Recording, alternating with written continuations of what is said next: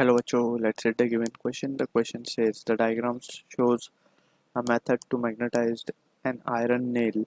In which diagram will the iron nail become induced magnet? Option 4 given है and we need to find कि कौन से case में जो iron nail है वो induced magnet बन जाए. So इसका जो key concept we need to understand is the concept of induced magnet. So basically induced magnet होता है क्या, पहले वो समझते हैं. When a non-magnetic material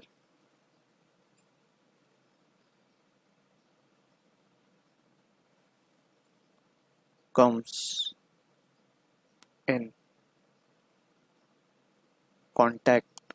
अब यहाँ पे contact का मतलब physical contact हो भी सकता है और just it has brought near the magnet, ऐसा भी हो सकता है. When a non-magnetic material comes in contact with a magnet, it induces magnetic properties. ठीक है, और ये प्रॉपर्टी जब तक रहेगी जब तक वो नॉन मैग्नेटिक मटेरियल मैग्नेट के पास होगा.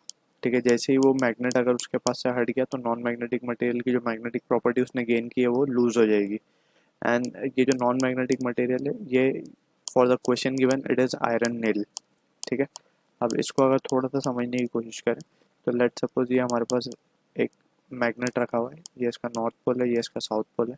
अब यहाँ पे हम कोई दूसरा एक नॉन मैग्नेटिक मटेरियल को लेकर आए यहाँ पे इसके पास ला के रख दें इस तरीके से, तो हमें पता है कि मैग्नेटिक जो ये मैग्नेट है इसमें से फील्ड लाइंस इमर्ज होती है नॉर्थ पोल से, साउथ पोल में ये टर्मिनेट होती हैं जाके. ठीक है ना, इस तरीके से ये इमेजिनरी फील्ड लाइंस हैं जो इसके अराउंड होती है मैग्नेट के. अब ये जो फील्ड लाइन है ये क्या करेंगी, इस मैग्नेट को भी मैग्नेटाइज कर देंगी क्योंकि ये इस फील्ड लाइन के अंदर रखा हुआ है. कोई इस तरीके से हम दिखा देते हैं ये नॉन मैग्नेटिक मटेरियल है, ये इस मैग्नेट की फील्ड के अंदर रखा है. तो अब क्या करेगा ये भी मैग्नेट की प्रॉपर्टी गेन कर लेगा and it will become a temporary magnet. Temporary magnet and उसमें मैग्नेटिक इफेक्ट इंड्यूस हो जाएंगे. ठीक है ना, फॉर टाइम बिंग जब तक ये मैग्नेट उसके कांटेक्ट में है.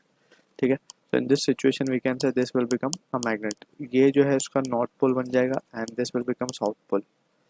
Temporary north pole temporary south pole बन जाएगा इस तरीके से. ठीक है, so from this situation we can say कि अगर हम ऑप्शंस को देखें तो option A will be the incorrect answer. Option B correct होता अगर ये नेल इसके अंदर होता इस तरीके से. ठीक है ना, लेकिन तो ये इलेक्ट्रोमैग्नेट बनता तब भी है. ठीक है, दैट्स टेम्पररी मैग्नेट. लेकिन in this case it is incorrect. Option C will be the correct answer for this. इसमें हम देख सकते हैं कि यही सिचुएशन जो हमने डिस्कस की उसी तरीके से यहाँ पे रखी हुई है. ठीक है, ऑप्शन डी तो आयरन बार के पास रखने से कुछ नहीं होगा, इसे मैग्नेट के पास लाएंगे तो टेम्पररी मैग्नेट की तरह बिहेव करेगी. ठीक है, so this is the answer for the question. I hope you understood the solution. All the best.